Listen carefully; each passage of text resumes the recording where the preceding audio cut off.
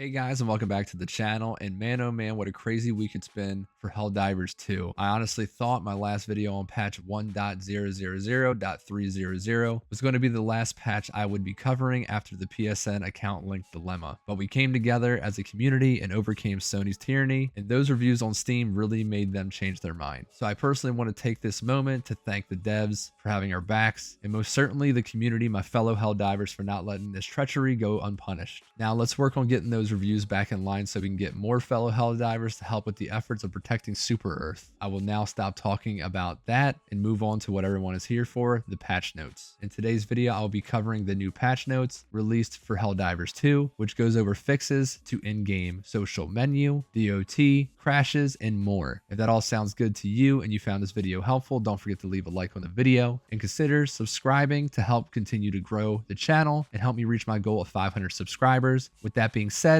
let's get into the patch notes. So to start things off, we're on patch 1.000.302, which was made available on Tuesday, May 7th at 5:01 a.m. EDT. They start off by saying the following: a democratic day to you, Helldivers and Citizens. Today we bring you yet another patch addressing various freedom hampering issues. Overview. For this patch, we have made improvements and changes to the following areas: some weapon and enemy balancing, crash fixes, social menu issues, DOT damage fix, misaligned scope fix, general fixes and improvements. Balancing. Primary, secondary, and support weapons. R-36 Eruptor. Increase explosion damage by 40 and remove shrapnel from the explosion. This is to avoid cases in which players would randomly one-shot themselves or their teammates in a huge radius around the explosion. Enemies. Increase Shrieker sight and hearing range slightly. Increase gunship hearing range slightly. Fixes. Gameplay. We have fixed issues with the way damage over time effects were being applied. This should fix issues where only the network session owner could apply them, in other cases where they would be applied inconsistently. Firing the Punisher plasma while wearing a shield backpack no longer damages the Helldiver. Fix issues with some weapon scopes not being aligned in first-person view. The sound when stimming no longer plays while being interrupted. Major orders with the kill task now track score correctly. Previously, it counted the entire squad's kills once for each player, meaning it would multiply the score by the number of people on the mission. This is now amended. Helldivers can no longer land on tall rocks in the Horde defend missions. Helldivers can no longer land on top of bug pillars and deactivated Terminid control system missions. Fix for the reinforced stratagem now being present if the Helldiver leaves the session before readying up and then hot joining the active session. Crashes.